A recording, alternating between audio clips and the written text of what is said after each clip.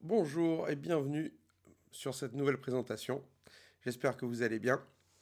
Cette semaine, nous allons parler de l'alliance du pain et du vin. Et donc de l'Eucharistie aussi. Mais allons-y de suite.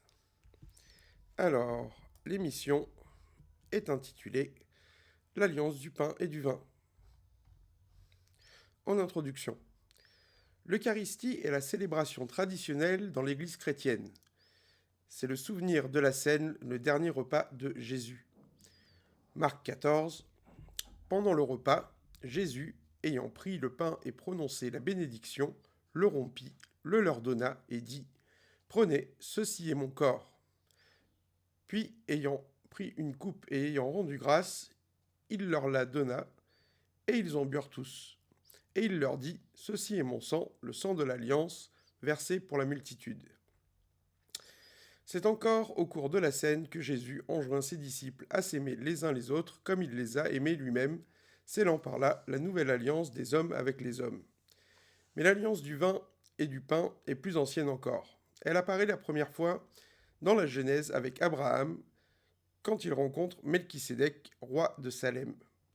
Or, le Christ et les apôtres eux-mêmes se revendiquent de la prêtrise de Melchisédek, roi de justice, guide des sentiers qui mènent vers la paix de l'âme et prêtre de l'élévation au contact du réel. L'alliance du pain et du vin est l'alliance de l'homme avec l'homme et le sceau de la réussite du projet humain lui-même. Ce projet, c'est le projet social, le projet de la société heureuse et du triomphe sur le malheur.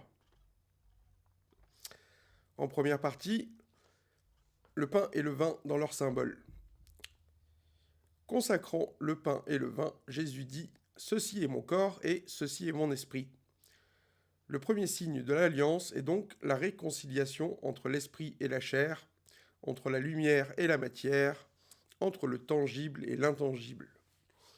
Ils sont séparés avant que l'homme les marie en son cœur. L'Eucharistie est donc une prière à l'unité, la prémisse d'une réconciliation entre le conscient et l'inconscient en l'homme, entre l'homme et la femme, entre l'humanité vivante et le Père éternel, autour de la célébration de la vie. Par cet acte symbolique, nous faisons le haut comme le bas et l'intérieur comme l'extérieur. Nous consacrons l'unité de principe de tout ce qui est.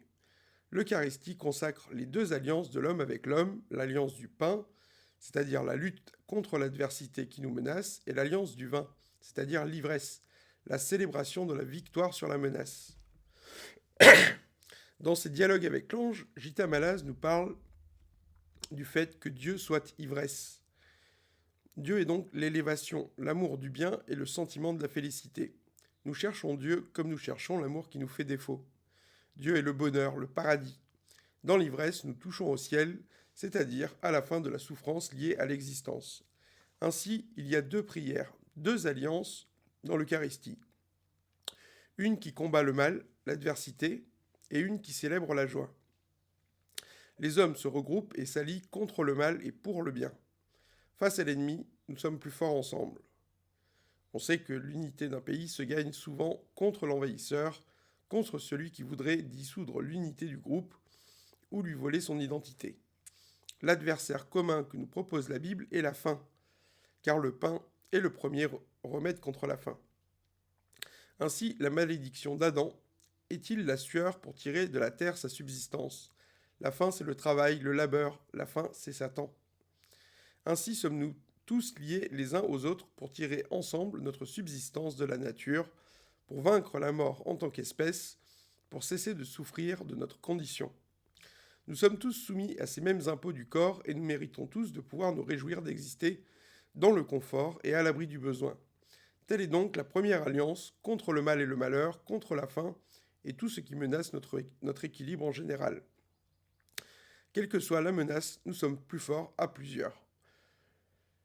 L'homme voudrait parfois vivre seul, mais il a besoin des autres. La seconde alliance répond à la première, car il est meilleur d'être heureux à plusieurs.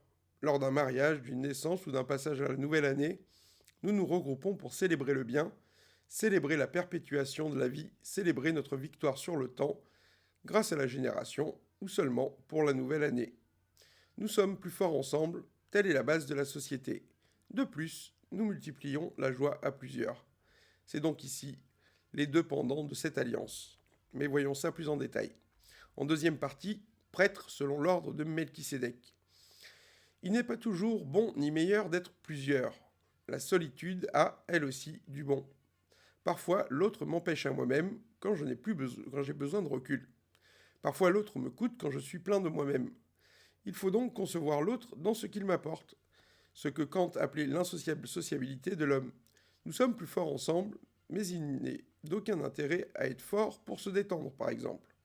L'alliance de l'homme avec l'homme est donc judicieuse en tout cela qu'elle est meilleure pour lui que la solitude. L'alliance du pain et du vin nous dit qu'il est meilleur de partager sa joie et de combattre ensemble. Dans ces deux cas, nous voulons pouvoir compter sur quelqu'un. Le mal nous resserre et nous rapproche, nous en profitons pour créer des liens. Le bien nous élève et nous donne l'envie de partager notre amour, auquel cas il crée lui aussi des ponts entre nous. Unis pour le bien et contre le mal, tel est le sceau ancestral que consacre la messe.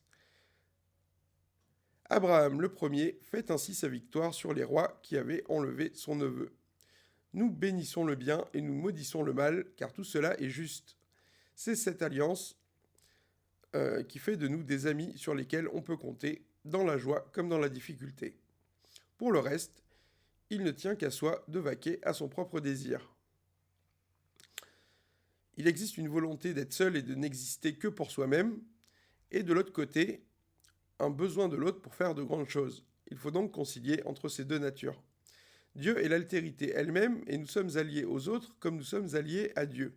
Dans la foi, nous ne sommes plus seuls, mais il faut alors tenir compte de l'autre en soi. C'est ce que les athées refusent de faire, eux qui veulent rester seuls dans leur tête. Aussi l'alliance de l'homme avec l'homme et de l'homme avec son Dieu est-elle bonne et opportune quand elle nous aide et nous soulage, quand elle nous profite plutôt que quand elle nous coûte. Il faut parfois s'isoler pour faire le point, il faut parfois faire retour seul avec soi-même. Dans ces cas-là, où nous nous suffisons, il ne sert donc à rien d'impliquer l'autre, mais dans les hauteurs de l'âme, comme dans ses bas-fonds, il est heureux de pouvoir compter sur quelqu'un. L'Eucharistie fait donc de nous des avocats de l'altérité et des prêtres de la vie selon l'ordre de Melchisédek. Nous accueillons l'autre pour ce qu'il a à nous offrir et pour le partage de ce que nous avons en commun.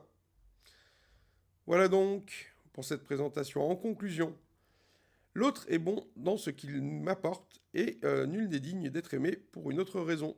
Nous sommes à la fois sociaux et asociaux, aussi faut-il veiller à ne pas être entouré quand nous n'avons besoin d'être seuls, ni d'être seuls quand nous avons besoin d'être entourés. L'autre est la chance de la vie et du monde, il faut donc veiller à notre partage et à la juste célébration de cette richesse telle que les anciens l'envisageaient. C'est pour faire connaissance avec l'autre que nous sommes venus au monde, c'est dans la solitude que nous pouvons peser le poids des choses. Entre l'intériorité et l'extériorité, il y a un équilibre, à chacun de trouver le sien. Nous sommes unis pour célébrer la vie et pour faire face à l'ombre de la mort, et c'est très bien ainsi. Voilà. Donc, j'espère que tout autant vous inspirera pour le live de ce jeudi. D'ici là, je vous souhaite le meilleur et je vous dis à bientôt.